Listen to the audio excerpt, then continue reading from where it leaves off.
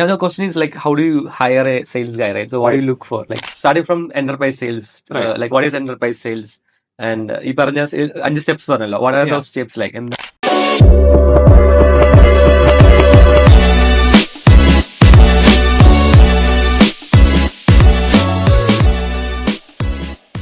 hi all, welcome to Next Kerala PH podcast. ഇന്ന് നമ്മുടെ ഒപ്പം ഉള്ളത് അശ്വിൻ ഷിബു ആണ്. Welcome Ashwin Shibu to show. Ashwin ഷിബുവിനെ പറ്റി പറയുകയാണെങ്കിൽ ലാസ്റ്റ് എപ്പിസോഡിൽ നമ്മൾ കവർ ചെയ്ത അർജുൻ പിള്ളയെ വർക്ക് ചെയ്ത കമ്പനിയിൽ വർക്ക് ചെയ്തു. പ്രൊഫോണ്ടിസ് ഹെഡ് ഓഫ് സെയിൽസ് ആയിരുന്നു. Then it got acquired by FullContact. FullContactൽ സെയിൽസ് വർക്ക് ചെയ്തു. Then he went on to work with കമ്പനി കോൾഡ് Mattermark. MixRank. അപ്പോൾ പിന്നെ ഇവഞ്ച്വലി അവിടെ നിന്ന് കോഫൗണ്ടർ ലെവലിലേക്ക് തന്നെ അപ്ഗ്രേഡ് ആയിട്ടുണ്ട്. So that's what his small background. അപ്പോൾ ഇതിൽ ഈ എപ്പിസോഡിൽ നമ്മൾ we are trying to cover his journey to covering leading sales for the last 10 years and selling products by being in India and selling to US. അവിടെ നിന്ന് എന്തൊക്കെ നമുക്ക് learn ചെയ്യാൻ പറ്റും? ഹൗ ക്യാൻ വി, നമ്മളെല്ലാവരും നല്ല രീതിയിൽ പ്രൊഡക്ട്സ് ബിൽഡ് ചെയ്യുന്നുണ്ട്, but we are struggling to find it selling to US market. അതെങ്ങനെയൊക്കെ അശ്വിൻ ക്രാക്ക് ചെയ്തെന്നുള്ളൂ, and how we can as a community can learn from it. അപ്പോൾ ഏതൊക്കെ ടൂൾസ് ഉണ്ട്, how we reached out and cultural difference, time zone difference, ഇതൊക്കെ നമുക്ക് cover ചെയ്യാൻ പറ്റും. Will go deep into this podcast. അപ്പോൾ അർജുൻ്റെ എപ്പിസോഡിൽ we just covered some layer of this, but this will be much more deeper into it. So specifically, maybe if you have some like paper and pen, please carry it, as this will be very educative podcast as well. And once again, Ashwin, welcome to the show. Thank you. Yes. Okay. Let's start with Ashwin's schoolhood, childhood, and first of all, like എല്ലാവരും Arjun, like whole set of people are from college of Chengannur. അപ്പോൾ ഞങ്ങൾ offline discuss ചെയ്യായിരുന്നു. College of Chengannur is like place for founders ആയിട്ട്. So അപ്പൊ അതിലുള്ള ഒരു like ഐറ്റമാണ് Ashwin as well. So lot of founders as well. Will try to cover lot of founders from college of Chengannur. I think they are doing one thing may be right, which is producing all these founders to the world. So over to Ashwin. അശ്വിന്റെ schooling എവിടെയായിരുന്നു, നാട്, and parents എന്ത് ചെയ്യായിരുന്നു, and then eventually getting to college of Chenganur, which changed your life, I think. Right. Abo, over to you. Cool.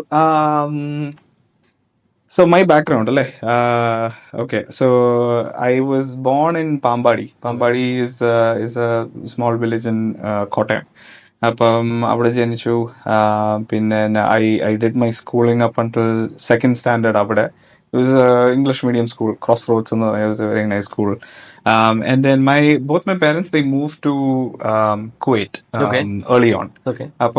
I was and they moved early on in my childhood, so I was left with my grandparents. Grandparents ആണ് എന്നെ വളർത്തിയത്. And then I grew up in Pambadi. And then I think second standard when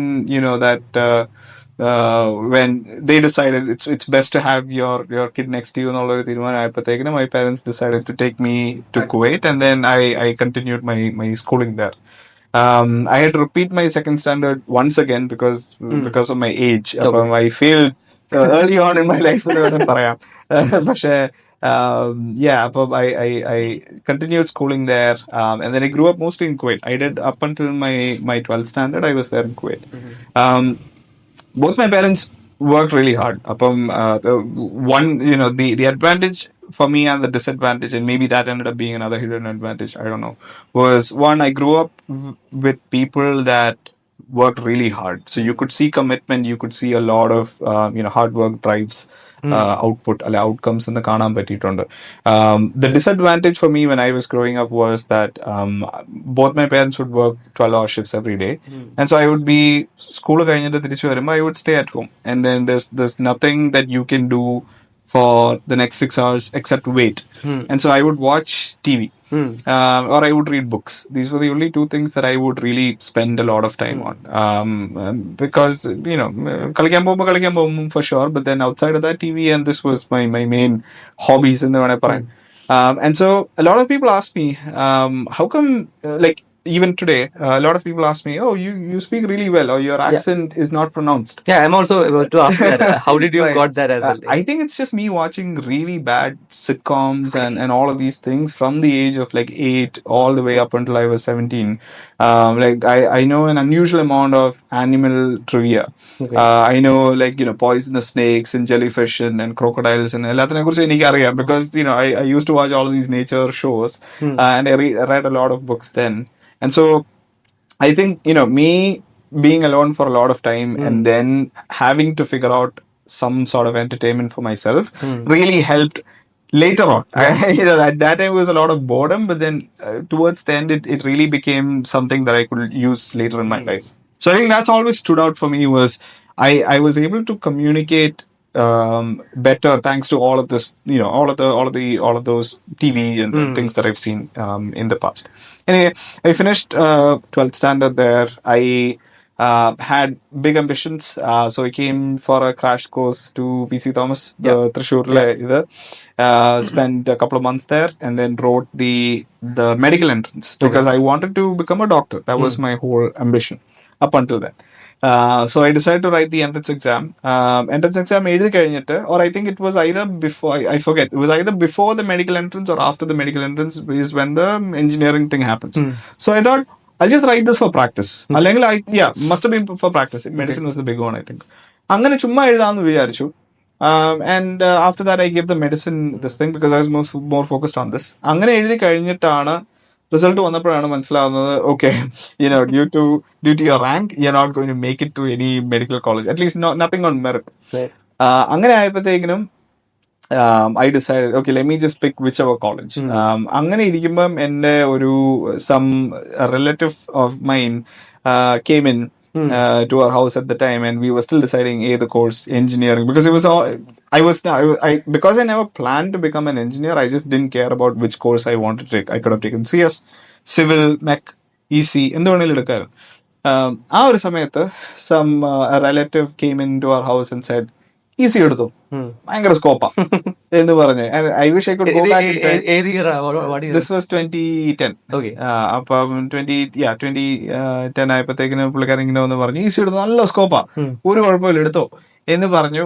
And I wish I could go back in time and do something there, rechange or whatever. പക്ഷെ അങ്ങനെ എടുത്തു. And I think in hindsight, a lot of things worked out really well. But maybe I would have not taken EC. I would have maybe taken CS, maybe become a programmer or something.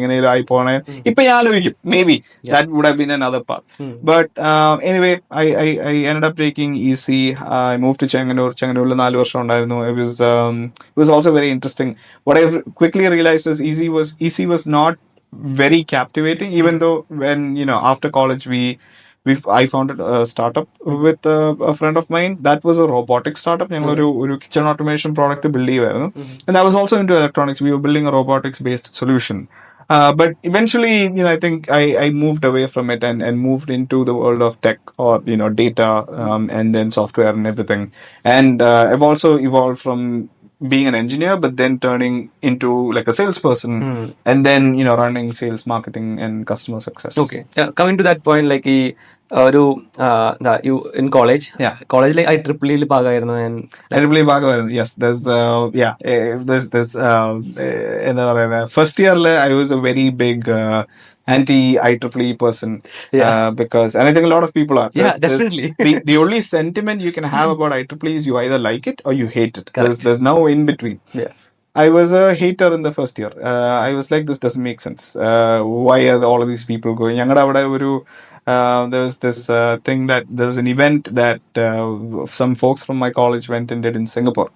Arjun Parjano, I don't know, Arjun was a part of this thing. And so college IEEE membership, they will always like, Singapore, you can do all of these big things. And I was like, oh, this is bogus. This doesn't make sense. Scam. Yeah. First year കഴിഞ്ഞപ്പോഴാണ് there was this thing where the training and placement cell എന്ന് പറഞ്ഞൊരു സംഭവമാണ്.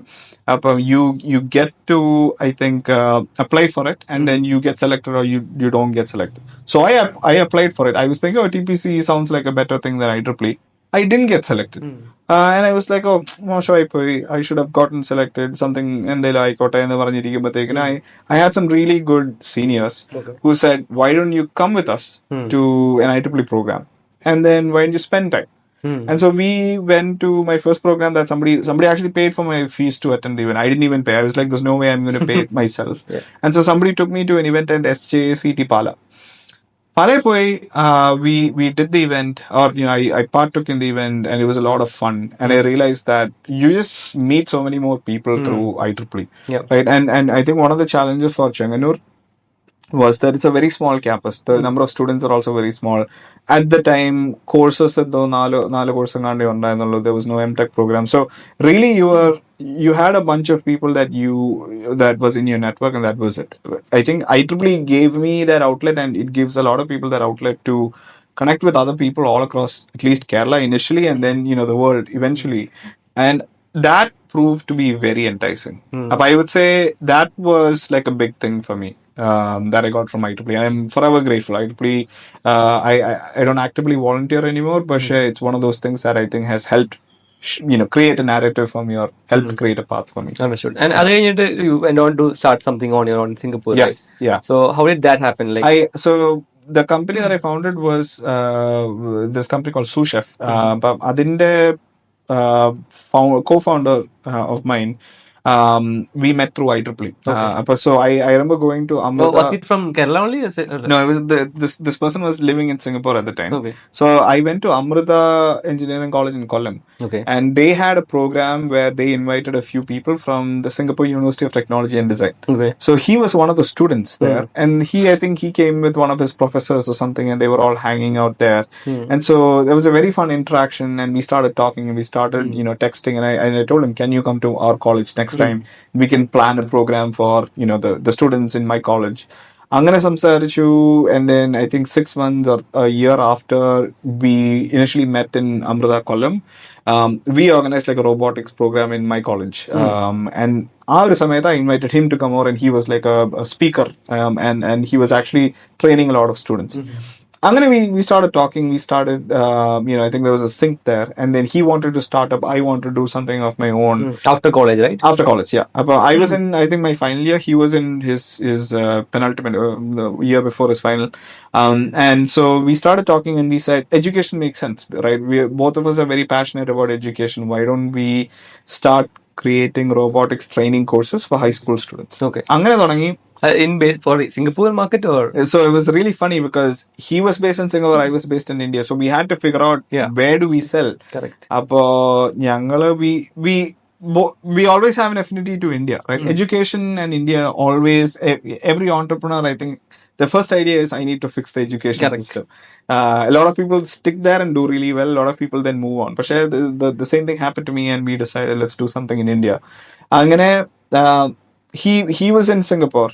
I was here, India. And I remember college I had to I got placed into TCS. And so TCS and I had to call my parents and tell them I'm not doing this because I'm going to do a startup with a friend of mine. That was what was the reaction like? I think my parents were always like, you figure things out. If it doesn't work, just go for something else. And backing on. They've always been very supportive of things like this. And so I said, great, thanks for the support. I also need some money because I need to go to Singapore.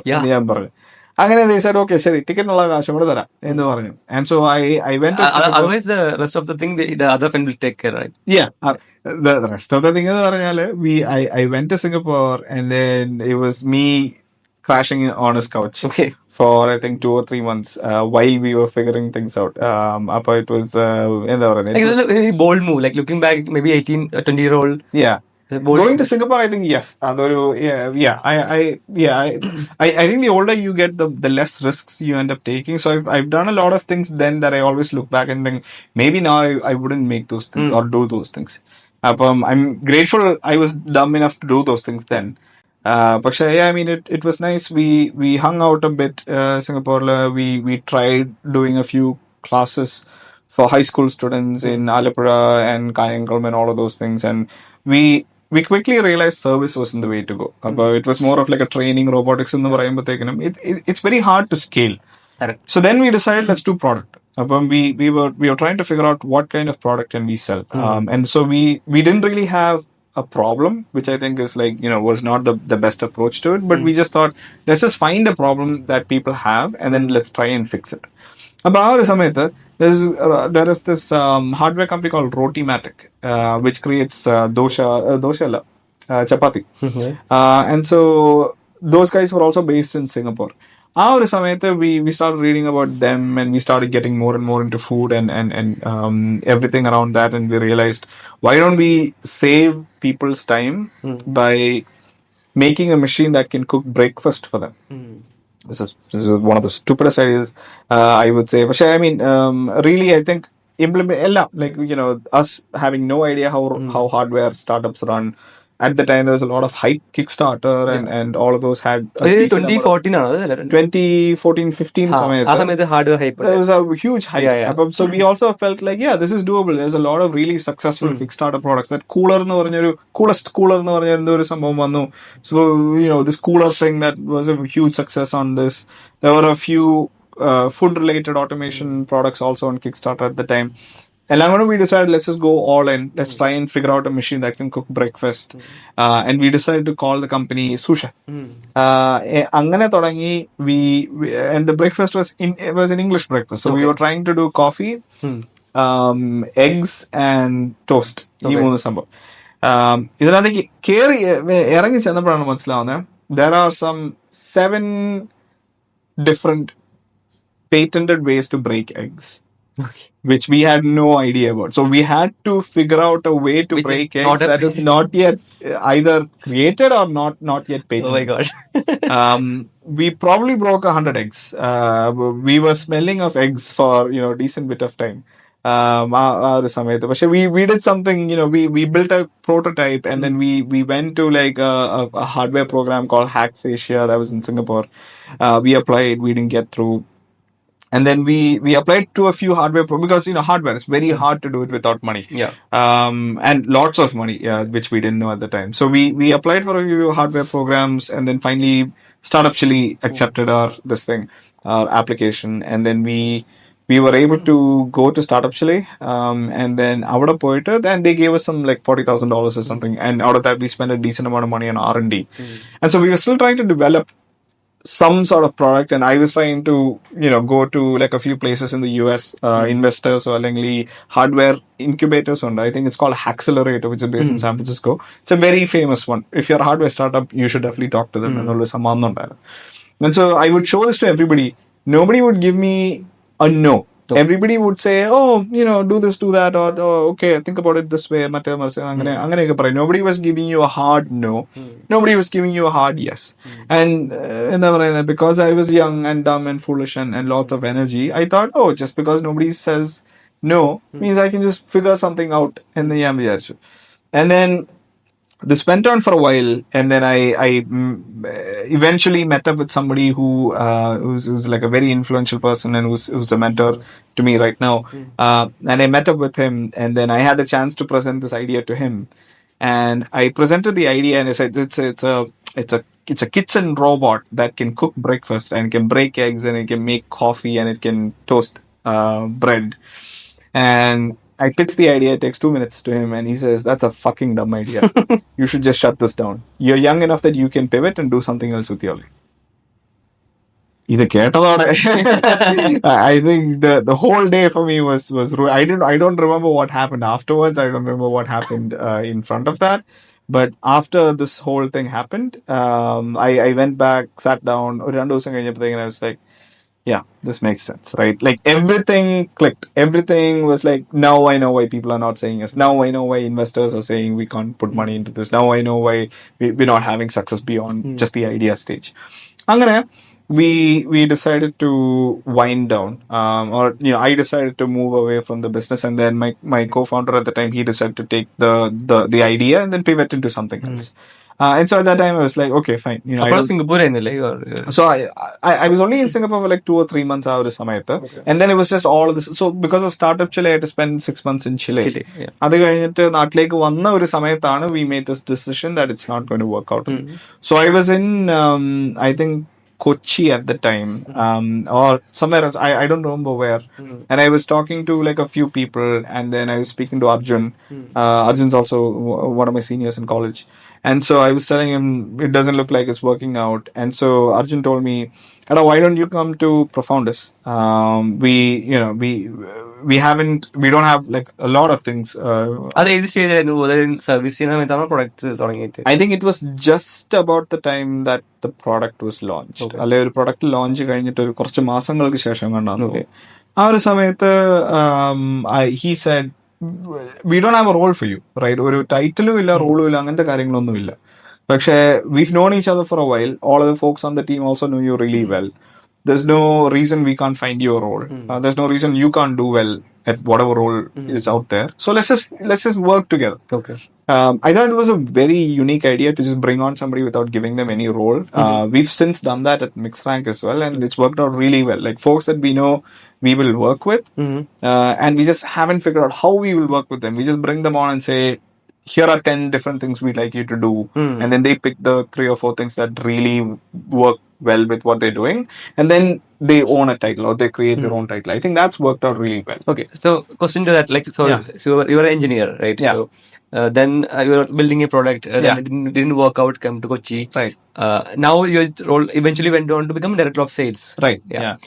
How was it there always in your head? Okay, you are like, I'll be much better as a salesperson than an engineer. Like, how was that? Like, when you what kind of conviction you had to kind of jump onto that? Right. I think I always thought I'd be a doctor. Okay. And then by not having that pathway, I don't think anything else became fixed. Okay. Right. After that, I always knew that I would do something. I just didn't know what it was. So if it was going to be, the CEO sounded nice. Being the CEO of a company sounded really nice. But really, all you were doing was selling. You were selling yourself, selling the company. Your customers were investors, or your customers were actual customers, etc. But your job as a CEO is 24/7 sale. So I think that 1 year of running that company, trying to do everything, kind of made me a salesperson without me realizing that. Okay. I became a salesperson. So even when I joined Profoundis, I didn't join as their salesperson. I joined as a person, like I said, no title. And so the early on, I was only doing 2 things. One, I was designing a deck. Okay. For fundraising. And then I was doing customer support. These were the only 2 things that I was doing at Profoundis when I joined. So I was mostly doing customer support. Customer support ചെയ്തുകൊണ്ടിരിക്കുന്ന സമയത്ത് I think somebody came. It was a recruitment company. I forget the name. They came in through chat and they asked, "Hey, how does this XYZ work?" And so I gave them the answer, and they were like, "This makes sense, but we really like to understand more." It was either VP of engineering, CTO at a company. It's not a big company. This is a small company. And so I said, "Cool, I'm happy to hop on a call with you guys and explain." And so I hopped on a call with the intention of, these guys have a problem. Let me just figure this out. And so I hopped on a call, we chatted with them.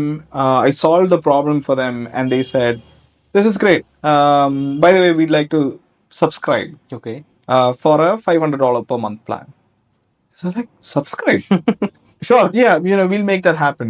Let me follow up over email or something. And then I remember I went to Arjun and it's like, "Arjun, I think I closed the deal." Because I think Arjun and Jofin were the only 2 people that were doing sales at the time. And then I was like, "Yeah, I think this happened. I'm not really sure." He's like, "Okay, fine, let's do it. Let's close the deal. Let's wrap it up in the Paranya." And then we just send over a contract, or we took their payment through Stripe or something, and we set them up on a plan. I think I closed the deal then. Yeah. അത് കഴിഞ്ഞിട്ടാണ് I think we were all like, "Oh, maybe I should do this." Right? അങ്ങനെ തുടങ്ങി, and then I was doing a lot of customer support, but then I thought, okay, let's figure out how to do sales. എന്ന് പറഞ്ഞ് I started, the HubSpot and the inbound sales certification course was my foray into how to sell, how to do inside sales. So I started looking up a few of those kind of courses. I started learning as much as I can about like how to do outbound, how do you write emails, how do you set up campaigns, and then I started doing this myself. So I was sending out like 10, 20, 100 emails a day. At that time, I don't think you had a lot of the restrictions that you have with emails today. Email or LinkedIn, I think it was more like a Wild West sort of time then. And so we worked with like a few tools. Then we were doing I was mainly doing like a lot of outbound sales, outbound emails. People respond. We set up calls.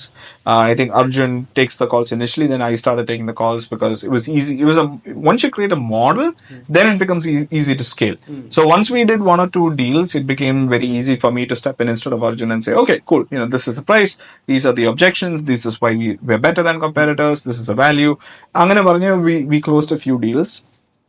And then we started scaling up again. So I think there's this principle of um, which was the book, I think, High Output Management, I think, Okay. where they say you only delegate something that you know. If there are two things that you need to delegate, one is a thing you don't know anything about, the other is a thing you know absolutely a lot about. The one that you know really well should be the item that should be delegated. Correct. Right? And you focus on the things that you don't know. And so I started sending out emails really well. We had really good open rates. We had really good response rates. And I thought, cool, we should just hire people to do this. Or we should have a few people on the team that are only sending out emails. We didn't even know what title it was, but now, those titles are called BDRs or SDRs. So then we had people that were sending out emails, and then I would hop on those calls and close those deals, and then eventually got to a position where, because it was too much volume for me, I started saying, cool, we need closers. Angane we ended up hiring like a few account executives, as they call today, to then close those deals, and I became a manager. So it was a lot of trial by doing that eventually I became head of sales at Profoundis.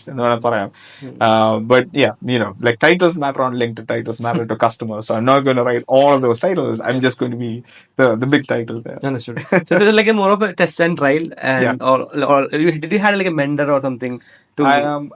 So all the founders at Profoundis were really smart. They had done a decent bit of sales. I identified like a few people online at the time. So Stelly FT from Close CRM, and then Thomas Tungus from Redpoint Ventures. These people, Mark Roberge from HubSpot. He was the CRO at HubSpot.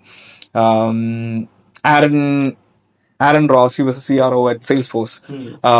All of these were not mentors because I didn't talk with them, but all of these people had really good content that helped you in your early stages. Okay. And so I consumed everything. Aaron Ross has a podcast, he has a book. I finished the whole thing. Mark Roberge, I've attended like a few of his webinars. I've actually met him in person eventually later on, and it was very nice. Thomas Tungus, I've read, he writes some of the best data-driven articles on sales. And he collates everything from all of the startups that he's investing out, at Redpoint that he was in. And so based on all of that, plus based on all of the feedback that you get from customers, you just build an iterate. At that time, because we were so focused on we need revenue as quickly as possible, we were trying everything. So we would send out 2,000 emails a day. Okay. We would send out 500 connection requests a day. Okay. Quickly LinkedIn would ban you, and then be like, stop doing this, you can only send like 200. And then now I think the limit is 50 or something. So I guess we broke all of the limits, and then we realized what doesn't work and work. So maybe we were doing A/B testing. At the time, it didn't feel like it was A/B testing. It was just like, let's just do anything so that we can try and close something. And then we just learned. And then anytime you read all of these articles, we would just discuss this and be like, okay, let's do this. Let's instead of a 5-drip email, let's do email, let's do LinkedIn, let's do this, let's do that, and let's make it like an 8-step campaign. Let's space that across 2 months. And like all of these optimizations about subject lines and what's the length of the email, etc. It was all, I would say, a lot of trial by learning by trial, followed by just following all of these thought leaders at the time. Interesting. And Ashwin, the Profoundis sales ആയിട്ട് first sale crack ചെയ്തു, then eventually പല സെയിൽസും crack ചെയ്തു. അത് കഴിഞ്ഞ് Profoundis got acquired, like by FullContact. അപ്പൊ അവിടേക്ക് director of sales എന്ന റോളിലേക്കാണ് you directly upgrading from head of sales, right? അപ്പൊ ആ ഒരു ചേഞ്ച് എങ്ങനെയായിരുന്നു? Kind of deals you operated in, അല്ലെങ്കിൽ maybe you may have more team size, more things to operate. I'm just trying to find the difference like from Indian software company to a US software company. Right. So I think our സമയം വരെ a lot of the learning and a lot of the things that we did was, like I said, just us experimenting and then learning from people online. Once we got acquired, we rolled up me and my team rolled up to the VP of sales at FullContact. The VP of sales at FullContact was awesome. Him and his director of sales at the time, who we still chat. I still, I sent him a text today morning. We were chatting about something in sales or something. Those were people who had 10 years, 15 years of experience in sales. And a lot of that was enterprise sales. So these were people who used to sell corporate insurance early on, and then they moved to something else, and then they moved to like B2B SaaS, and they've been in this business for a while. And so the difference of you doing all of these things on your end, and you have a sales cycle, or you have a sales, all of the stages, but you don't know what to call them, to then going to a company that has really good sales forecasting. Like every single stage has weightages assigned to how, if I give an example, the validation is a stage in the sales pipeline. So the sales pipeline typically that we follow will include things like qualification, evaluation, validation, negotiation, close. I'll manage the close, which is the stage before closing, and then close. Manage the close, we assign a weightage of 90%. Meaning, if there's 100... I think our audience may not be familiar with a lot of keywords, right? Yeah. Starting from enterprise sales, like what is enterprise sales? And and steps what are those steps like?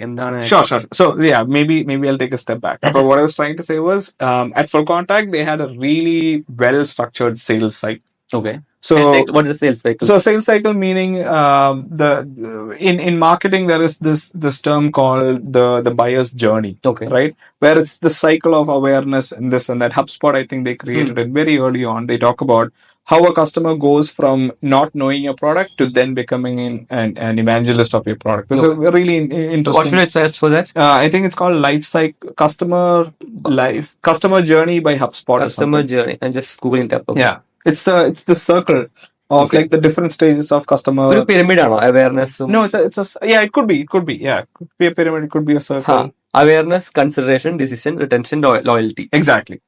So that is how a customer goes from not knowing who you are to becoming a very strong customer of yours. Okay. So that's the whole life stages. If you take that into sales and Agatha, you need to know at what stage of interaction a customer is with you. Okay. Right. And that's where a sales pipeline becomes really important. Okay. Right. So by looking at the stage, you can very quickly understand where is this buyer at. Okay. Right. And that's super important because you need to do sales forecasting based on it. Sales forecasting meaning if I'm a VP of sales at a company, I commit to X $1 million that needs to be closed at the end of every year. Okay. I also need to commit to how much needs to be closed every quarter. Okay. And so for me to do the estimate, I need to know how strong my pipeline is. Okay. And so that's why this pipeline becomes really important. It's really just a tool to understand how many people can buy your product at any given time and where they are. Okay, let's say you use data to CRM. Yes. CRM a sheet or you can use a Google sheet or something, right? Yes. Stages like maybe what are those stages called? Yeah. The way it really depends on each company and how you decide. But the one that FullContact uses, and I've since adopted it to most of the places where I go, I've also helped a few other startups create this internally, is you have the following stages. Pre-qualification is a stage where this customer doesn't know anything about you and you don't know anything about them. They've maybe expressed interest or you've reached out to them, set up a meeting, they don't know. So there's an uncertainty there. Okay. The next step after pre-qualification is qualification. Okay. How do you qualify a customer? Exactly. So qualification is where you do a meeting. Okay. Or you talk for 30 minutes. Okay. The customer shows interest or you know that they will buy. Okay, wait. It could be a demo. So that's also a very interesting concept. Some companies, they do this thing where they do a pre-demo. Okay. They call it a qualification call. Okay. And then after the qualification call, they'll do a demo. Right? Some companies do it. I think it's a terrible idea. Okay. I think you should just book a 45-minute meeting. Anyway, people are going to commit 30 minutes to speak to you. Okay. Why not extend it and take another 15 minutes and do the whole thing together? Okay, so maybe for the 30 minutes, maybe for the last 15 minutes, you can show the demo. Yeah. Or the other way, where you take 20 minutes in the middle or 30 minutes in the middle for the actual demo. Okay. And then you ask questions early on and then you ask for next steps at the end of the call. Okay. So coming to the qualification, right? Like budget, authority, needs and timeline. Time. Yeah. What kind of how do we qualify Is it same method or do you use some methods similar? I think there's so many. The spin methodology. I just Right. Yeah. I don't. What methods you used and what you have seen working out for? So I think it's good to start with some methodology. Okay. Like if you don't have a really good framework in mind, Okay. it's really good to have. It's really good to take something that is very famous. Like band is very good because it's very generic. I think it works for a lot of use cases. So you can take that and then you can add more signals to your buying framework to understand if somebody's ready to buy. I'll give you one example. So BAN talks about budget, authority, needs, and timeline. Yeah. One thing that we always look for is if a company is using one of our competitors, they're a great fit for us. Because we know they have used something very similar to us. Now it's just a matter of us winning them away from the other competitor. So now we exactly know that if we can slot in by giving them a better service, lower price, or both, then they will switch. Okay. Then it's just a matter of, yes, this is a highly qualified account that we absolutely need to do everything to close them in the next 6 months, 12 months, 18 months. It doesn't matter. But this is a qualified account. So like that, once you start doing, it's great to start with band, but then once you get more and more of those kind of like, signals, exactly, with experience, right? You can then add those. So if you sell, for example, a product that works with Shopify or that needs Shopify to be installed, a company today, if they say we use WooCommerce or we use something else, and they say, but we have plans to go into Shopify in 6 months, that becomes, yes, they use Shopify, yes or no, that becomes a qualifier. Okay. Right? If they don't use Shopify today, they're not going to be a prospect for you. So you build a list of those kind of signals that help you qualify. Another thing could be pricing. And this is the big one. Okay. A lot of people talk about on a call. They say you should. Pricing is budget, right? Like how much? Exactly. Yeah. So if you're selling a product that costs $6,000 a year, and if the buyer is only willing to pay $10-15 per month, right, or like $100 per year, then you should just wrap up the call as quickly as possible and say, cool, it's not going to work out. Right? And we do this. Like we schedule calls for 45 minutes. A lot of times we end up taking 45 minutes. The calls that we know are not going to be a fit, we wrap that in 10 minutes. Okay. We're like, this is what we do. And if somebody says, oh, that sounds very complex. And so my next question is, look, we typically charge $10,000 a month, a year for this.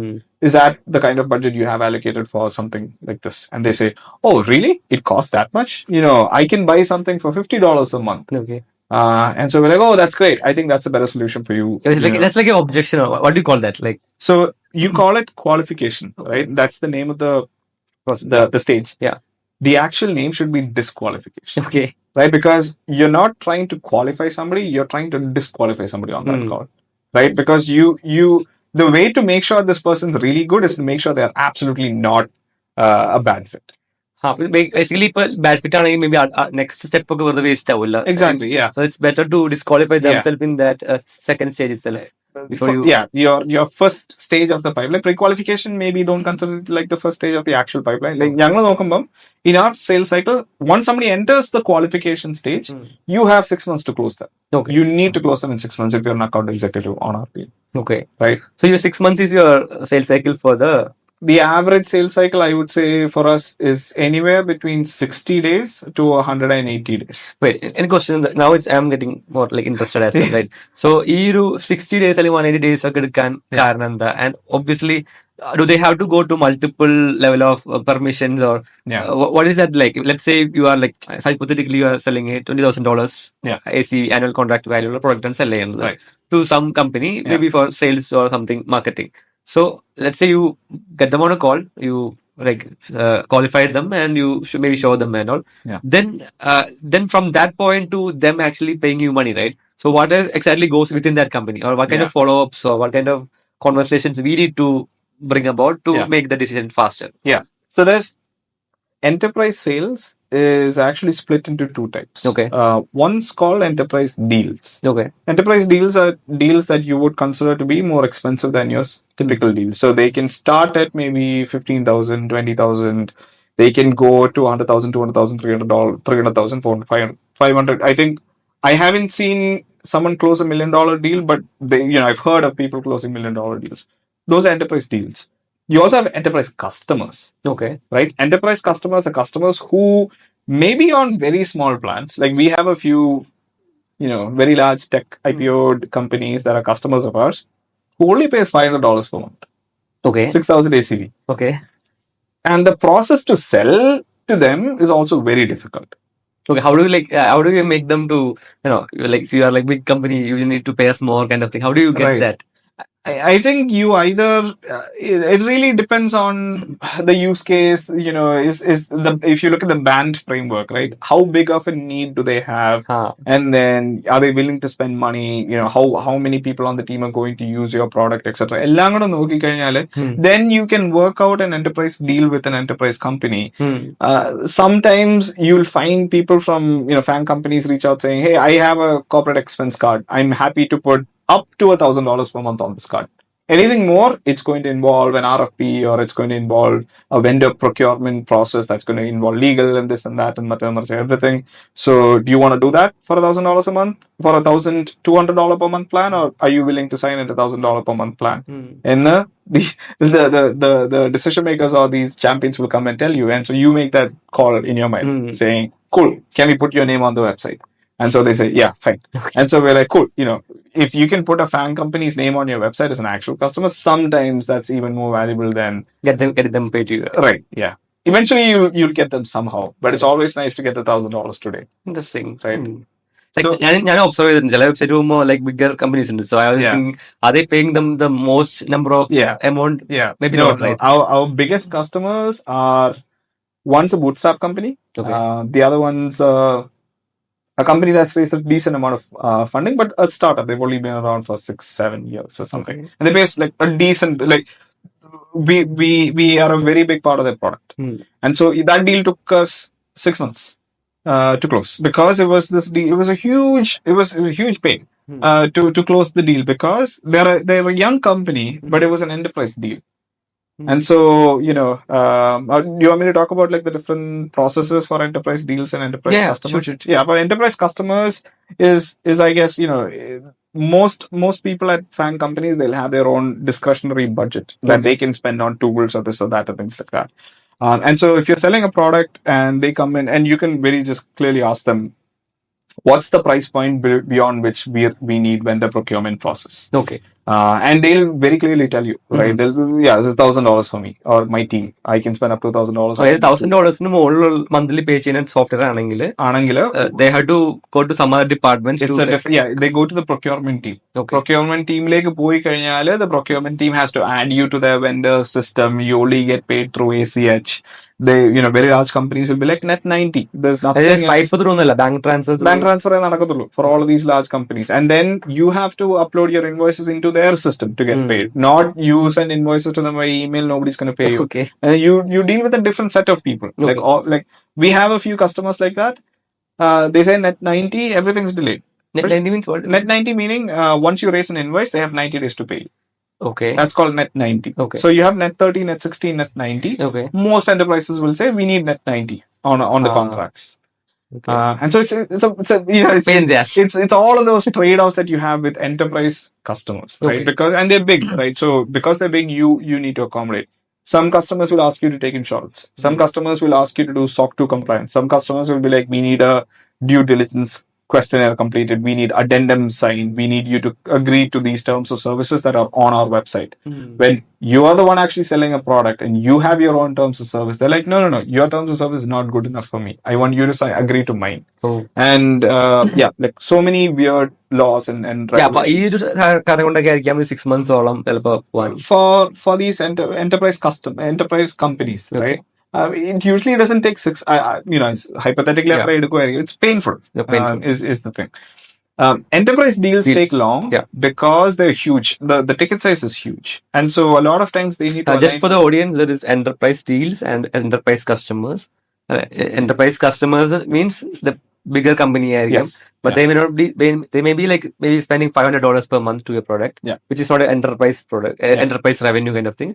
Then there is enterprise deals, which brings in enterprise level kind of revenue. Okay, carry on. And then I'm also learning, by the way. Okay. The other thing to note about enterprise customers is there's going to be a lot of back and forth about the contract. They'll ask for you end up So that takes time. Legal takes a lot of time with enterprise customers. Okay. Because they have provisions about you can't mention our name here, you need to take this, you need to do that, your data needs to be up to the standard. Lots of red lines that normally a startup will be like, this is fine, let's just sign and move forward. So enterprise deals take time because any company that spends $100,000, they can't spend it all of a sudden. They can't just say, oh, cool, I'm going to spend $100,000 today. Okay. That requires planning in the budget for at least 6 months or maybe a year. Them really having a need for it, them saying, cool, next year we're going to spend this much money on something like this. It's massive. And so a lot of stars need to align for you to pull off an enterprise deal. The budget, because it's big enough, a lot of people take time. Like nobody signs off on like 100K a year deal immediately. It takes time for us to show value, for them to be convinced that their team can take this and make more value out of this. We need, buy-offs and the decision makers need to be there. They need to have extensive trials done on the data and things like that. And then contracts and red lines, all of that takes a decent bit of time as well. But it's more about timing. It's more about, somebody reached out initially and they say, look, I'd like to learn about what you guys are doing. And then it can take 2 months, 3 months before they come back and be like, okay, cool, let's do a trial. Or they do a trial, they take the data, they go in, they have meetings with their product teams, engineering, data teams, etc. They sit down and say, this is a product that we need to evaluate. These are the features that we can build in the next 12 months after we buy this. So let's have discussion. So really it's about the decision making and really creating space for somebody to buy your product worth 100K. Okay, 100K amount will it be come into your bank account immediately or how like? It really depends. So with enterprise customers, you have a lot of flexibility, right? And you have leverage in how... I think Yeah.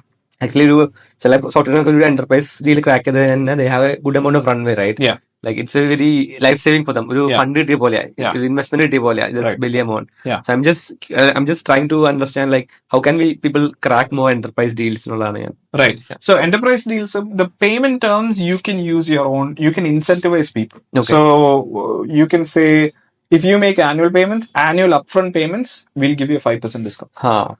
Right. And so if it's a company that's bootstrapped or if it's a company that has a lot of money and they're like, yeah, we don't mind a long-term relationship with somebody. Okay. We can do annual upfront payments. Okay. Another thing that we do is we sign 2-year terms. Okay. Most of our contracts are 2-year terms. So you'll get an upfront of 2 years of amount. So we actually collect payments every month. Okay. Because we are okay with payments coming in every month. Because that ensures longevity for... So wait, I have a question. So 2 years you're going to sign Jeedu. Yeah. And your payment you are getting is on monthly terms. Monthly basis. Yeah. So what if they back out after like 1 month or 1 year or something? Will you still be eligible for that extra 1 year? Yes. So according to when you sign the contract, the terms for termination are mutual, which means that both parties have to agree to terminate the relationship. Okay. So if one party is like, I can't pay this anymore, that's not reason enough for them to walk away from the contract. Okay. Interesting. Yeah. So you need one kid, so you can like sue them as well. Yeah. Okay. You send them a demand letter first. You send them a demand letter, and a lot of times people will once they see a demand letter, they're like, cool, this makes sense. I'll come back. Let's figure out a payment plan. And then a lot of people will pay. Some folks won't. Did you have like any very Yeah. We've had all sorts of scenarios. We've had really good folks who've unfortunately had to wind down their business. Okay, yeah, that also happens, right? Those are the ones where really there's nothing to be done, right? And so we figure out what are the terms of the exit, and we say, cool, let's wrap this up in the best way possible for them, for us, etc. And then we do those things. There are folks who are late to payments, or folks who say, I'm not going to pay you after this because I don't see value, etc. Yeah. And I think the step one is you figure out, hey, why are you not getting value? Okay. Right? Because when we signed up, we took 6 months to close this deal. Why are you telling me you're not seeing value today? Help me understand where this is coming from. We've had that happen. And sometimes it's very simple. It's like, oh, I thought this was going to do, something in this way. Okay. And so we say, cool, this can actually do it like that. Let's actually build some extra steps for you so that you can actually get the functionality that you wanted in your mind. And a lot of people end up being happy. A lot of people are like, cool, I am actually willing to pay a bit more for this. And then a lot of times when people walk away, it's because they're frustrated. If there is a way for you to solve that frustration, not everything is like, A or yes or no. You can always work with people. I think that's always nicer. We've had a lot of conversations where people come in and say, look, this doesn't work out. I need to cancel. And we like, tell us why. And so they tell us, this doesn't work out like this. And so we give them different solutions. Sometimes people come to us and say, look, we can't pay this anymore because we're going through a crunch. We were supposed to raise money. We haven't raised money. And so, all of these problems exist. And so what we do is we say, cool, you were supposed to pay us all of this amount this year. How about we extend the term because you still see value in the product, right? That's step one. You still see value. You can't pay because you have money problems. Why don't we extend the contract and you pay us lesser today, but we'll catch up to payments in 2 years or 3 years.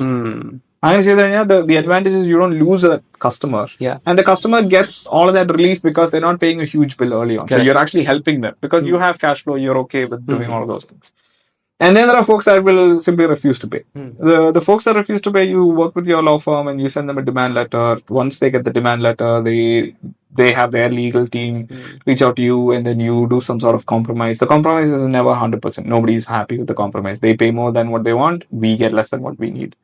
Worst case, you go to court. Going to court is very painful. It's very expensive. And it's also not within your hands anymore because it's then a judge that decides how much should be awarded to this and that can take years. Did you have like cases like this like from your line of work? Yeah. So we've had all sorts of experiences. And so this is the MixRank, right? Yes. And it's never nice. A lot of times we try and be amicable. So I think in California, it's like anything above 5,000, anything less than 5,000, you can do small claims, go to small claims court and file a case. And then, because both parties committed to this contract, we're still supplying services to them. They're the ones who stop paying us. So they need to pay us. So anything less than 5,000, you go to small claims. Anything below a substantial amount, you actually end up not doing it. You have to write it off because the cost of litigation is much, much more expensive than that.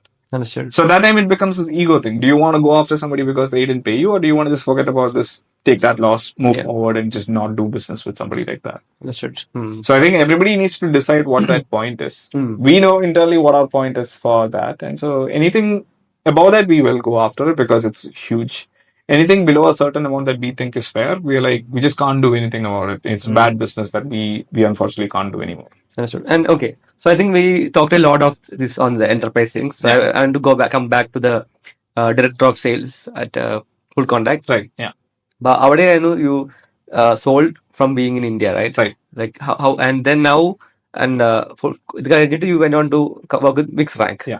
You were selling in at least in the US time zone, like Canada. You have the Ontario, US, New York same time zone, and right. How is that a difference you feel while doing both of these? So while I was at MixRank, the first 2 years I was still in India. Okay. And so I have like about a year. Before, I think we can also share about how did you get into MixRank. Oh, right. Might be a good story as well, right? There's really not a lot there. I think at MixRank it's a really fun company. It's a really maybe like I know what like Profoundis does. I know what Zoom FullContact does. I don't know. I have zero idea what MixRank does. Yeah. So MixRank is a data mining company. It's been around since 2011. More than 10 years. Yes, for sure. Yeah, about 12 years now. And so we've been around since 2011. We've been a data mining company, and the company's always done large scale crawls of data, public data sources. Okay. So it started off doing web scrapes to understand which companies use Shopify, which companies use Intercom or Google Analytics. So it was, if you know of companies like Datanize or Built-With, yeah, it was very similar to that. Yeah. And then at an early stage, MixRank also pivoted into doing mobile technographics. So just like web. Sorry, what? Mobile apps. Okay. So just like websites, MixRank would scan iOS and Android apps and then look at all the SDKs that are inside them. So if a company uses Shopify's SDK, we would see the entire list of all of the apps that use Shopify SDK. Wow. And so that was it was a technographic platform. That was the initial focus for the company. And then the plan was to go in like a very similar pathway to like the data analysis of the world, where Zoom info kind of. zoom in for kind of a view, where you build a platform for sales and marketing teams, and they can use this and they can use the data for sales, prospecting, all of those things. That was the initial plan. Sometime in 2016 or something, we saw the market becoming a lot more difficult for crawling. Okay. Where crawling public data was becoming very difficult for a lot of folks. And so we were also facing all of these difficulties. But because we've been scraping for like half a decade up until that point, we were like, cool. This just means we need to throw more resources there. And so since the start, we've always been a bare metal company. We don't use AWS. Everything's on-prem. And so we just decided, cool, that's more CapEx for us, but we'll get through it. When we spoke with a few competitors of ours, and we have very good relationships even today with most of our competitors. And so we spoke with a few folks, and everybody was telling us, this is so difficult to scrape today. Can you help give us some of this data? And so, we kind of had like light bulb number X, like 75 or something at that point. And we're like, why are we competing with everybody when instead we can just turn around and work with all of these companies? So we turned around and became a data supplier. So we were a SaaS. We had a platform that we were licensing out to a lot of companies. We became a data as a service company then. And we were licensing raw data to all of the sales vendors, a lot of the recruitment platforms, hedge funds, VC firms, anybody that wants access to large volumes of data. Instead of us being a platform, we were just saying, here's the raw data. Here's raw data in bulk. Now you decide if you want to build a platform, or you decide if you want to ingest it into your own database and do things there. And it's like a custom data mining kind of thing, right? Or yeah, so we have a few data sets that we are very good at in terms of collecting information about, but we also do some custom crawls as well. A lot of the focus is on B2B data sets. Okay. So like how do you do like let's take MixRank for example, right? So since you have been working there, right? But then do sales process from there onwards you can start. So when I joined MixRank, it was I think you were operating from India, right? I was in India at the time. That was right. And so this was after FullContact, and I needed to decide what to do next. And so I spoke with a few companies. I spoke with the CRM company. I spoke with the integrations provider. They're like they connect different products and services. And then I spoke with a company that was based in Kochi. And then I also spoke with everywhere. I was trying to find a job. So you speak with everyone. And then I spoke with Arjun at the time. And then Arjun was like, hey, there's this company that you might really like. The CEO is somebody that I've known for a while. And it might make sense for you guys to connect. And so I connected with Scott, who's the CEO at MixRank at the time. And then we spoke, we set up a call. The call was for 1 hour. We ended up speaking for 3 hours. Okay, on the video call. On a video call, which was insane. And then immediately after the call, or I think I was supposed to follow up with him like in a few days, the floods started. 2018. 2018. And so I think for almost a month, I didn't get back to him because we didn't have electricity, bigger problems in life at the time. And so after a month, I reached out back to Scott and said, Scott, sorry, I've been able to it's so many things are happening. Why don't, if you're still up for it, we should chat some more. And then, if you're interested, I'm happy to come back and chat and see if we can figure something out. And so Scott was like, cool, let's talk. And we spoke for another 3 hours. We set up another call, we spoke, and we were like, let's do another, let's meet. And so we ended up speaking for 3 hours. And at the time, it was interesting to me because MixRank at the time was just Scott and two part-time employees at the time. Okay. And so I would come in, and my title says head of business development or head of sales. And it was just me who was doing the sales. Like pretty much it was Scott who was CEO and CTO. And then it was just me who was going to do everything else outside of that. So when I joined MixRank, I was the BDR, the AE, the sales manager all in one, where I was just sending out emails myself, booking the meetings. Once you take the meetings, move accounts through the pipeline, close the deals, sign the contracts, get them on board, and do customer support. That was my whole role for about a year.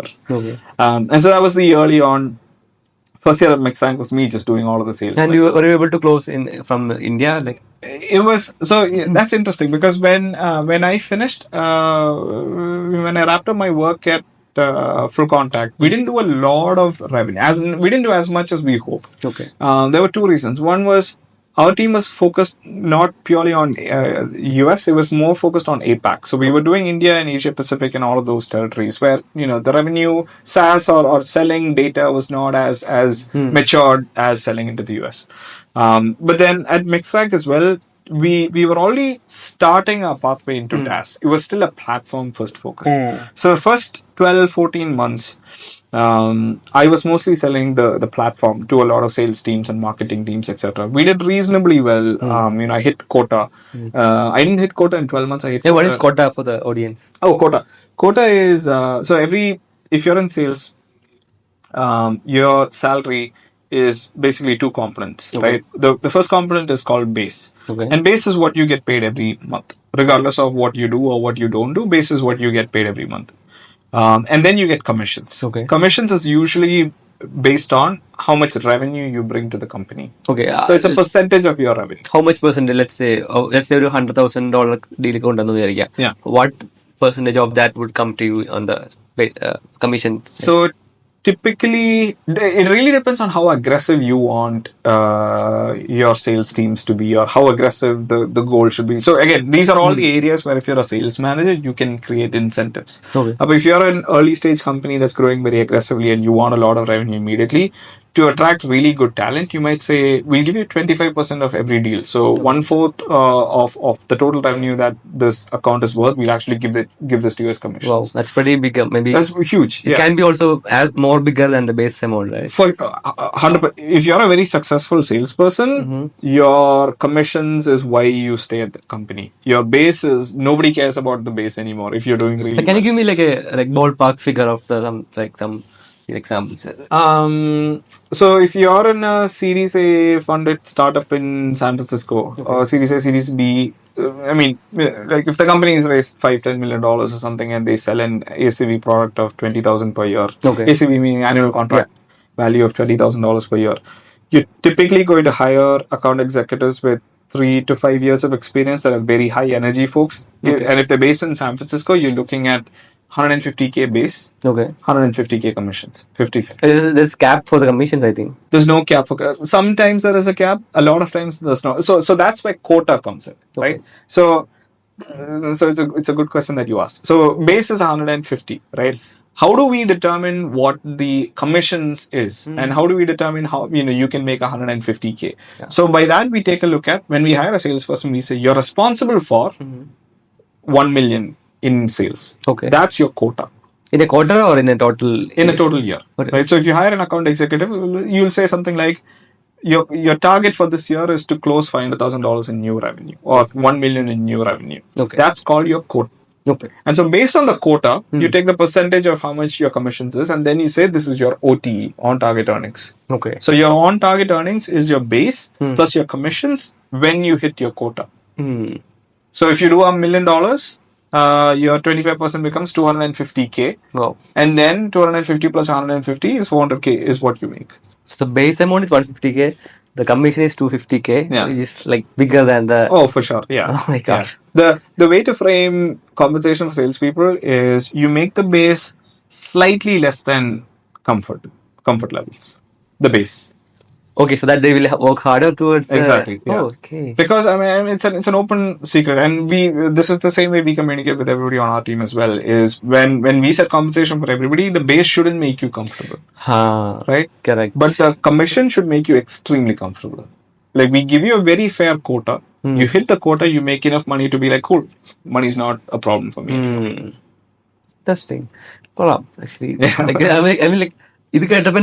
I'm just thinking, there's like sales on some it's like a lot more into it. Oh, right. Yeah. Easily, people very easily make 400-500K in sales. Easily. Yeah. If you're a decent performer, you make that much. Like I said, I think I've heard of people making $1 million. Super easy to hit. If you have a really good product, if you get in at the right time, if you can move it really well, you can make a lot of money in sales. Okay, now the question is like, how do you hire a sales guy, right? So what do you look for? Like maybe the audience, maybe also some level of inherently good at sales or something. So what are the key things you observe when you hire for someone to take for this sales role? Yeah. Ex-founders are really good. Okay. So if you know a founder who has either quit their startup or they've wound it down, it's usually a very good idea to chat with them to see if they're interested in sales, because CEOs are natural salespeople, right? Because either by nature or by habit, they have to become really good spokespersons of their own company. So ex-founders are really good. Folks who have who've gotten in early at companies and done really well, like this is there's the saying where when you, and I'm probably butchering it, but when it when the tide is high, nobody's checking how how, I don't know. I'm butchering it. Yeah, maybe we'll come back to it later. But Malayalam like what you're trying to. ഉദ്ദേശിച്ചത് it's kind of controversial. പക്ഷേ as in when the tide is high, high tide ആയിരിക്കുമ്പോൾ നിക്കർ ഇടണുണ്ടോ ഇല്ലയോ എന്നാലും നോക്കത്തില്ല. Right? It's only when the tide is low that you get found out that you're a good person or a bad person. So I guess what I'm trying to say is, if you try to hire people at hyper growth startups, a lot of salespeople will do really well even if they're bad. Right? So it's hard to understand how good a person is if the company is doing really well too. Correct. Yeah, I also they're not anything. Just because a company is some big company. And actually talking I would there are some pencil pushers, I don't know what the term is, but folks whose literal job is, how much do you want? Okay, fine. Here's a contract. I closed $1 million this year. You've seen people like that. I've seen people like that. So it's very the thing to keep in mind is, just because somebody says they worked at a very successful company at their best period doesn't necessarily translate into them being a really good salesperson. Correct. So what exactly? I'm just trying to bottle now to what exactly. One is ex-founder, definitely. Yeah, ex-founder, somebody who's done really. Somebody who's performed really well in competition. Like school competition, what do you mean? Like so one thing, this is not a bias. Like I don't look for this everywhere. I'm just trying to for sure. Yeah. So this isn't a bias of mine, but athletes are really good salespeople. Okay. Right? Athletes. Yeah, it's at least anecdotal. Like maybe I've seen this in the folks that I've hired, but anybody who's been an athlete in their school years, is somebody who knows competition. Somebody who's put in a lot of effort, somebody who knows how to train really well, who's had determination, who's probably accomplished something. Because in sales, you need a lot of motivation, or you need a lot of energy, right? Because I always joke about this internally. Sales is the only organization in a company where you can do as much work as somebody in a different department, but if the customer doesn't close, you have nothing to show for it. Yeah. Right? And so if you work on 10 deals and you've been working on a deal for 6 months, and at some point they come back and be like, look, we can't move forward, we need to wrap up and we need to move, we need to go in a different direction. You can't crash because of that. You just be like, cool, all right, I understand, let me find that revenue from some other company and then go after that, right? So you probably, if you're in a competition, you know winning, you know losing. You know how to take that, you know how to go to the next level, you know how to continue, right? I feel like that's always a really good sign. I'm not saying you should only hire athletes. Yeah, and it's something that the qualities of an athlete is because they naturally have seen competition. They know what kind of it takes to. You see a lot of failure, right? Sales is like rejections and all. Yeah, if you have a total pipeline, you're not going to close every single deal in the pipeline, right? For us, I think our close ratio is 1 in 5. So if 5 deals enter the qualification stage, we'll close 1. Okay. So you're dealing with 4 rejections for every deal that you close. Oh. So you need somebody who's like, cool, that's fine. Yeah, because I've seen this before. I know what to do, and I need to go to the next one. Easy hard title, it's not possible, right? They have to. Yeah, yeah. So not stereotyping, but it's always something interesting. Like when you ask people, like, what do you do? Talk to me about your background. Tell me what you've been doing in school, etc. And you hear that somebody is an athlete. You ask them like, how, which level? how did you compete? How did you deal with loss? And all of these are really good indicators. One of the things that we do at MixRank is we don't really hire a lot of senior salespeople. Okay. Because folks that we hire, we want them to stay for a long time. Okay. So we like to have people in who are early into their careers, so that they can come into MixRank, they can learn a lot about the product, learn about a lot about the sales cycle, and then contribute and become really effective salespeople down the line. Okay, so to ask to a question that, like, maybe you have gone through maybe 500 plus of interviews hiring a sales, right? And how big of a team is sales in MixRank? So we've got, I think, 15. GTM is overall 15. So GTM is go-to-market team, which includes sales, customer success, and marketing. We've got 15 people. Okay. Yeah. And ഈ പറഞ്ഞ അതിൽ എത്ര ആൾക്കാരുണ്ട് who actively outbound and who actually account executive kind of thing? Everybody does outbound. Everybody from the CEO to me, to all of the account executives, to the BDRs, everybody does outbound. Outbound is a requirement for everybody on my team. Okay, like on an average given day, right? Yeah. That's true. So on a given day, the folks that have other functions, they don't do as much. Outbound is not like a daily function for them. Okay. For the BDRs, we do outreach to maybe 5 accounts. But I have a question. Like, BDR means business development representative. Right. SDR means sales development representative. What's the difference between either of them? The joke is that anybody who's had an MBA, they become a BDR. Okay. Anybody who doesn't have an MBA, they're happy with the SDR title. It's just a title or something. Like, okay. Yeah, it's just a title thing. Is there an LDR kind of thing? Is that learning? Leads development? There's an XDR. Okay. XDR, which is like a hybrid of like an SDR and a BDR, and like works with some amount of marketing. Okay. At the end of the day, your job is prospecting. Right? Okay. So I'm coming to prospecting, right? For this MixRank, you mentioned a bit about you operating a data mining kind of thing as a DaaS platform. Yeah. But let's go talk about some keywords like ICP, from all the way to prospecting, closing. So how does that look like for MixRank as a product?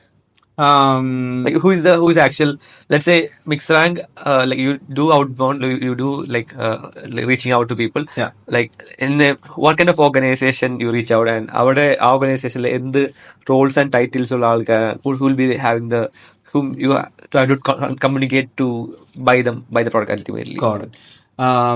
ICP എന്ന് പറയാൻ വേണ്ടിയിട്ട് ICP means full form? Right, the ideal customer profile or persona. In the parayanayittu, we target VP level, CXO level, and head of levels of engineering, technology, or data, or even product. A lot of times, so all technical roles. The type of company that we go to are sales tech companies, recruitment tech companies, hedge funds, and VC firms. We also work with other types of companies for sure, but these are the ones that prominently make up our customer base. Okay. But you find it on LinkedIn or Sales Navigator or something, or Apollo or something. Right. What kind of tools you do that? All of these things. So we use this tool called Ample Market. They're a YC company as well. Ample Market's really nice because they do outreach and data together. Okay. So they're an all-in-one kind of platform that does prospecting but also sourcing of data. Okay. So you use that tool then to find. And then I think some folks on the team also use Apollo. Okay. But yeah. Okay. So you get the list of leads of the CXOs and all the things. Right. What's next? Do you reach them out on cold? How does that work? And even if you reach out to them, what's the messaging like? I want to see the outreach chamber. What the value prop you put? Some case studies or customer. I want to see the whole what that is like. Yeah. Team in I think we have about 15 people in the GTM side. 15 there is about 5 people that are BDRs, and then we've got 4 or 5 account executives as well now, and then we've got a BDR manager. So typical prospecting is the account executive and the BD manager and the BDR work together to create a list of accounts to go after. Okay. Once they create the list of accounts to go after, we use all of the tools available to create people lists and emails and LinkedIn and all of those. And then the BDRs will start doing outreach. So they'll do both LinkedIn and email. Okay. It's a basic standard drip campaign. Drip like one step, then the next step, then the next step. That's what a drip is. And so the first thing can be an email, second can be a LinkedIn message, the second thing can be a LinkedIn visit profile. Okay. Third thing can be another email. Fourth thing can be a LinkedIn like somebody's comment. Like, there are multiple playbooks like this. Like we use playbooks that are very common. We always look out for very successful playbooks. So you can find them on LinkedIn. Lots of people talk about, who was it? Kyle Poyar from OpenView. Okay. He documents really good playbooks from startups. Okay. So I don't think anything that we do is very unique in the approach. The messaging is very unique. The messaging is very unique to what we do, right? Because but then the whole flow, I think a lot of people have written extensively about it. I wouldn't say I'm an expert there. The messaging is very simple. The few things that we keep in mind is, one, subject line has to be compelling enough, right? So subject line has to be 6 to 8 words, or maybe a slightly bit more than that. It references the name of the company or the name of the person that we are sending out an email to. The email has to fit, email body has to fit within one phone window. So you shouldn't scroll to read the full email. Okay. So that's the only thing that we have. It's usually between 100 to 150 words. So that's the first thing. Like, if you could tell what exact content, for example, right. So if we were selling technographics products, right, and we are selling that to like a B2B tech company. So let's take the example of Mapbox. Okay. About 5 years ago, Google Maps increased their price for the API options by quite a bit. Okay. And so we thought this was a great time to reach out to Mapbox, and we sent an email saying, what was the subject like? The subject was something along the lines of, here are the apps hurt by Google Maps. Okay. Right? Very compelling. First name. Here are the apps that got hurted by the So first name of the person. So Alex or Jack or something, comma. Here are the apps hurt by Google Maps. Okay. And then inside the email it would be, hey, I just identified 5 companies who use Google Maps SDK today. Okay. Here they are. And then the CT at the bottom is, do you want to see more apps? Okay. Right. So it's not a push to a call. I'm not asking for a qualification. I'm not asking for a meeting. I'm not asking for anything. I'm just saying, do you just want more data? Okay. And so nobody's going to say, no, I don't actually want. Everybody's interested. Like, the very few things that founders will always open emails for are if you mention the company's name, if you mention the competitor's name. Every founder will open that email. Just to be perspective, Mapbox is a Google Map alternative. Yes, they are competitor Google Maps. Uber പോലത്തെ apps ഒക്കെ Google Maps API ഉപയോഗിക്കുന്നുണ്ട്. Exactly. So they need someone like Mapbox. So ഈ പറഞ്ഞ email intention was, what are those apps like Uber who can potentially replace Google Maps API with the Mapbox? Exactly. Okay. So that's a very nice point to hit on. Like, if you're a founder, you're always going to open an email. If I'm, if I see an email saying MixRank, something about this competitor has happened, I'm always going to click on it. So that's a really good subject line. That's a really good email. Okay, that's a company name or the means our email receive an ആളുടെ പേര് add ചെയ്ത് വയ്ക്കാം, പിന്നെ ഒരു catchy ആയിട്ട് title on subject. And as for the email, maybe like a 150 maximum. അതില് ഒരു hey, I just found. A lot of people think that your first email should be about setting a meeting. Okay. It's not. It's about getting a response. But if you change your outlook to saying, I don't want a meeting, I just want them to say yes. Okay. I just want them to show interest. I think it becomes a lot more easier to write emails. Okay, let me more about that. For that particular emails you can say, right? Yeah. So let's say Mapbox team replied to you. Yeah. And saying, hey, yes, we want more data. So what's next afterwards? I send them either a report or I send them another 5 more apps. Okay. And I say, we actually do this at scale. Do you want to see the full list? Okay. Let's hop on a call so I can show it to you. Okay. So then you jump on a call. That's it. Okay. And then we take them to a qualification stage, which is like a 45-minute call. We should just do one call. You shouldn't do 2 calls with the prospect. Hey, Mapbox case, what do you think is the qualification? Is that required for the Mapbox? Oh, that's a good question. For this technographics product that we were selling, the qualification of who could be a customer for us was purely based on if they have an SDK or not, right? Because if they have an SDK, they should be using a tool like us. If they're not using a tool like us, then they're using somebody else. So it's just a matter of, let's just get everyone who uses these tools to work with us. Last 1 hour, Ashwin MixRank പറ്റിയും Ashwin's journey from being an engineer in College of Engineering Changanur to now co-founder of MixRank and running a sales team over there, a 15-member team and account executives, LDR, SDR, all this stuff. അപ്പോൾ നമ്മള് കുറെ കാര്യങ്ങൾ learn ചെയ്തു. It was super insightful for me and the crew as well. Like, ഈ of ക്യാമറയും കുറെ കാര്യങ്ങളും lot of things. പക്ഷെ നമുക്ക് സമയപരിധിയുള്ള കാരണം will end the podcast, but Ashwin will be back definitely on a next podcast. Also, will be in the next future if Ashwin based in Canada, but Yes. when he comes to Kerala, we'll also have a meetup as well. So if you are interested, you can follow us on WhatsApp group or Instagram. So you'll be notified of the meetups where we'll be talking with bringing Ashwin as well on board. And thanks Ashwin for joining. Thank you for having me. It was Definitely. so much fun. Just super insightful episode, and thanks again for watching so far. Thank you. Awesome. Thank you.